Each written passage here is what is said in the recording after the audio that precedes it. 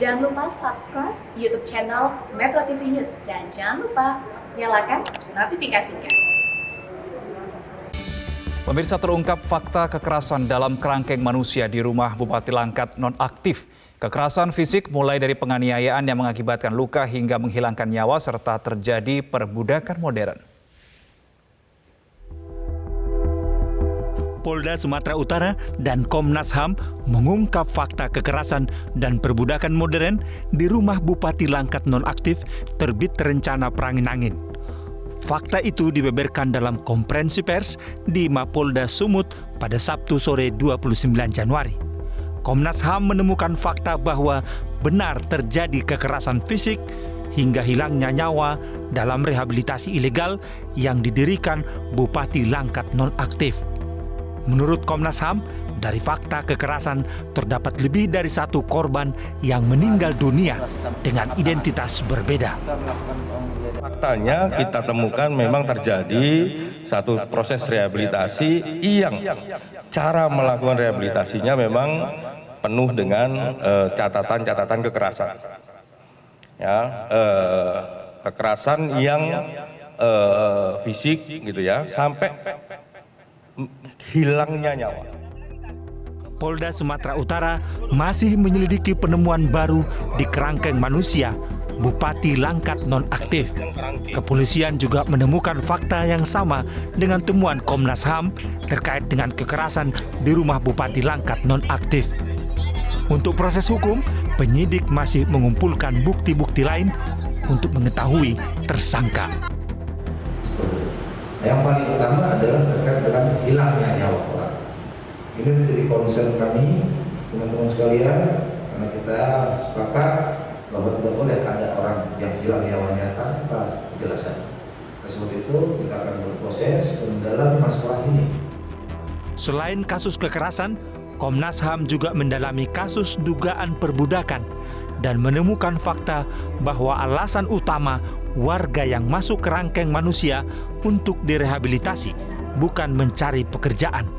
Kenyataannya, mereka yang masuk kerangkeng juga dipekerjakan tanpa upah. Tim Liputan Metro TV. Baik pemirsa, lalu bagaimana Lembaga Perlindungan Saksi dan Korban melihat adanya kerangkeng di rumah Bupati Langkat nonaktif terbit rencana perangin-angin? Kita tanyakan langsung pada Hasto Atmojo Suroyo, Ketua LPSK. Selamat siang Pak Hasto. Selamat siang Mas Roni. Baik, Mas Reno, Pak ya. Hasto. Baik, Pak Hasto, Ya. informasinya LPSK sudah meminta keterangan kepada orang-orang yang ditahan di kerangkeng ilegal. Berdasarkan pengakuan mereka sampai dengan sejauh ini, Pak Hasto, apakah betul ada tindak kekerasan yang mereka alami? Ya, dari tim kami yang menuju ke Langkat, itu mendapatkan informasi dan kami berkesimpulan sementara memang terjadi dugaan tindak pidana sebenarnya. Yakni pengerangkengan itu sendiri itu adalah suatu tindak pidana ya, karena ini adalah tindakan penghilangan kemerdekaan seseorang atau beberapa orang secara bersama-sama, tidak dengan atau dilakukan oleh orang yang sebenarnya tidak berhak melakukan. Kemudian kerangkeng ini kan lebih menyerupai penjara, baik fasilitasnya, sanitasinya, kemudian kesehatannya ini sangat diragukan. Juga adanya larangan untuk menjalankan ibadah, misalnya untuk Jumatan misalnya itu tidak boleh. Memang disebutkan bahwa ada perjanjian dari keluarga maupun orang yang tinggal di situ tidak akan menuntut dan sebagainya. Tapi ini kan perjanjian yang harus diteliti juga apakah ini dilakukan secara terpaksa atau tidak. Gitu. Betul. Nah, baik, mengenai Pak Hasto, kalau berdasarkan ya, informasi yang dihimpun di lapangan, apakah setidaknya ada 40 orang yang berada di dalam kerangkeng itu masuk sesuai dengan sukarela kemudian atau dalam artian diajukan oleh pihak keluarga sendiri atau ada paksaan dari pihak pemilik itu? Ya, selama ini di antara orang-orang yang ditemui oleh tim kami itu sebenarnya terpaksa, tetapi memang ada perjanjian tidak akan menuntut lah gitu. Perjanjian itu tertera Jumlahnya hitam di atas putih, Pak Hasto? iya, iya, Baik. ada semacam itu. Bahkan Baik, ditemukan juga ada semacam pembayaran yang kita nggak tahu juga itu untuk apa, belum tahu. pembayaran Ada dilakukan semacam oleh tanda. siapa dan berapa nominalnya, Pak Hasto? Nominalnya saya belum tahu persis ya, tetapi ada perjanjian, ada pembayaran dari orang yang tinggal di situ.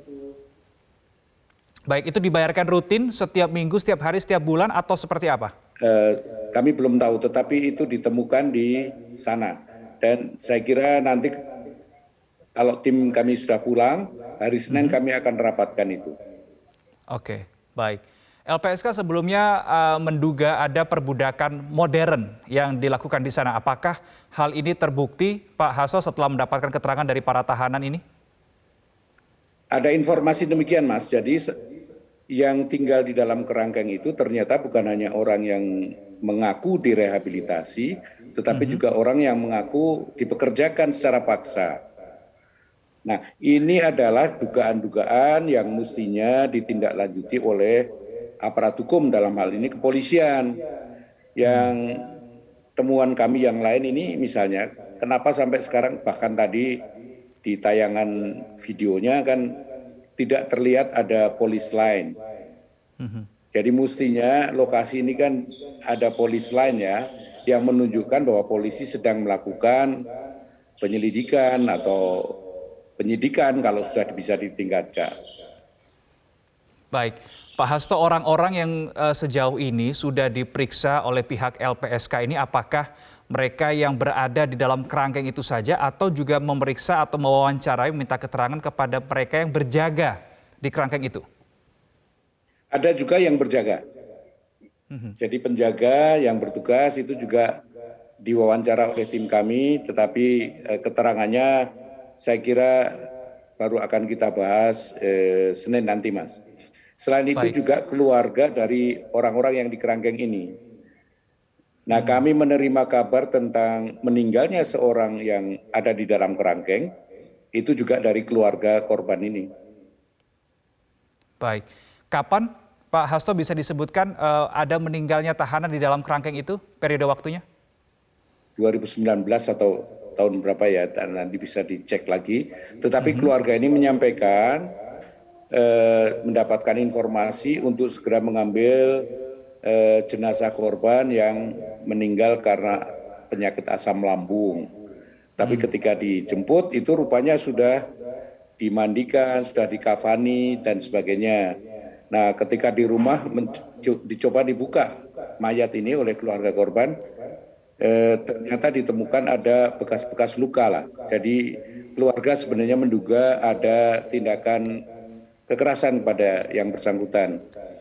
Hanya saja keluarga ini kemudian sudah kami tidak akan memperpanjang lagi. Itu juga muncul seperti itu. Tetapi ini menjadi indikasi yang harus ditelusuri oleh aparat kepolisian. Baik. Semestinya ini kan ditindaklanjuti segera. Baik, Pak Hasto, tadi Anda sudah menyebutkan bahwa sebetulnya sudah ada perjanjian bahwa pihak keluarga ini tidak akan bersuara atau apapun itu, ada hitam di atas putihnya. Tetapi apakah selama ini ada intimidasi yang diterima para tahanan ilegal ini untuk tidak buka mulut mengenai apa yang mereka alami sebetulnya di dalam kerangkeng? Itu tidak eksplisit, tetapi dari nuansa pada waktu tim kami ketemu dengan para korban ini, situasi itu sangat terasa. Barangkali karena memang pemilik dari kerangkeng ini kan orang yang sangat kuat ya, secara politik, katanya juga mempunyai pasukan yang cukup banyak, dan juga dari sisi ekonomi sangat kuat gitu. Sangat mungkin ini mengintimidasi dalam tanda petik kepada para korban ini untuk tidak membongkar itu. Baik, Pak Hasto, menurut Anda, analisa sementara, mengapa perbuatan yang ditengarai terindikasi tidak manusiawi ini bisa bertahan kurang lebih setidaknya 10 tahun lamanya, Pak Hasto? Ya, yang ini yang saya juga heran, apakah masyarakat di sekitar juga tidak mendapatkan informasi yang jelas atau memang ada situasi hubungan kuasa yang demikian kuat yang menyebabkan perilaku dari si pelaku ini kemudian lepas dari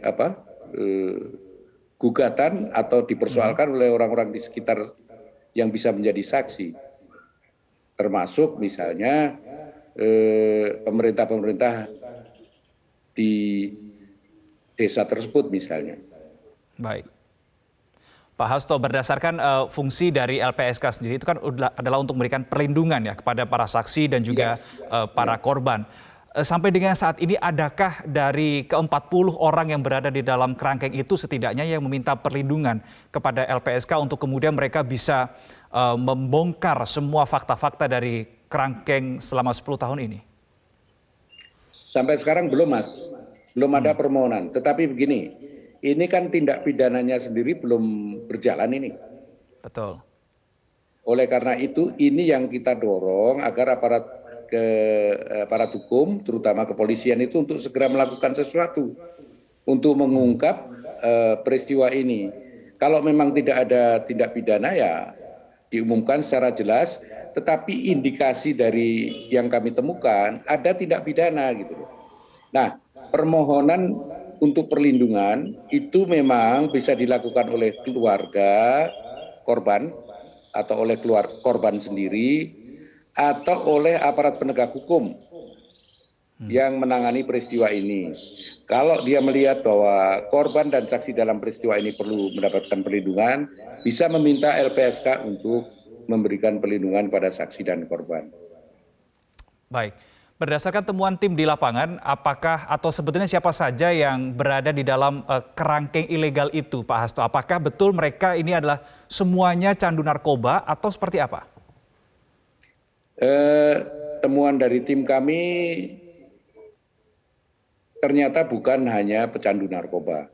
Ada juga orang yang dipekerjakan di perkebunan, ada juga orang-orang yang karena melakukan perjudian atau karena melakukan perselingkuhan atau melakukan kekerasan di dalam keluarganya, kemudian oleh keluarganya diserahkan atau bagaimana gitu loh. Nah ini yang makanya itu kita dorong aparat kepolisian untuk segera melakukan tindakan dan sebaiknya tempat tersebut diberi polis lain agar tidak terjadi perubahan-perubahan atau barang-barang bukti yang hilang. Diberikan polis lain dan sebaiknya seyogyanya ada juga penjagaan seperti itu ya, supaya sama sekali tidak mengubah lokus kejadian seperti itu. Pertanyaannya, pertanyaan berikutnya Pak Hasto, ini mereka yang berada di dalam kerangkeng itu apakah semuanya ini adalah warga sekitar lokasi kerangkeng itu atau ada dari beberapa daerah lain? Nah, saya belum dapat informasi dari tim itu, Mas. Baik, masih akan didalami lebih lagi. Kemudian berikutnya, Pak Hasto tadi Anda mengatakan bahwa yang berada di dalam kerangkeng itu tidak hanya yang murni narkoba. Ada yang melakukan perjudian, perselingkuhan, dan seterusnya kemudian dimasukkan ke dalam kerangkeng itu. Adakah ini, apakah ini berarti bisa diartikan sebagai tindak main hakim sendiri? Dan melupakan sebetulnya ada fungsi polisi di sana sebetulnya? Itulah yang seharusnya segera ditindaklanjuti karena ada indikasi ini kan penyekapan atau menghilangkan kemerdekaan orang secara tidak sah oleh orang yang tidak memiliki legalitas maupun mandat untuk melakukan itu gitu secara hukum ya. Oke, baik. Pak Hasto, singkat saja, apa pesan Anda kepada aparat kepolisian selaku penegak hukum untuk bisa mengupas tuntas kasus ini, Pak Hasto? Ya, kami mohon aparat penegak hukum di Sumatera Utara dan Langkat ini untuk segera melakukan penyelidikan dan apabila memang ditemukan bukti-bukti yang cukup bahwa ini adalah suatu tindak pidana, ya segera ditetapkan tersangkanya. Juga menetapkan korban maupun saksinya, sehingga LPSK bisa segera memberikan perlindungan bila diperlukan kepada para saksi dan korban. Dan ini bisa dilakukan juga oleh aparat kepolisian. Kalau memang sudah ditetapkan ada tersangka, ada saksi dan ada korban, saksi dan korbannya itu bisa direkomendasikan ke LPSK untuk mendapatkan perlindungan. Baik, terima kasih Hasto Atmojo Suroyo, Ketua LPSK sudah bergabung bersama kami di Metro Siang kali ini. Salam sehat, Pak Hasto.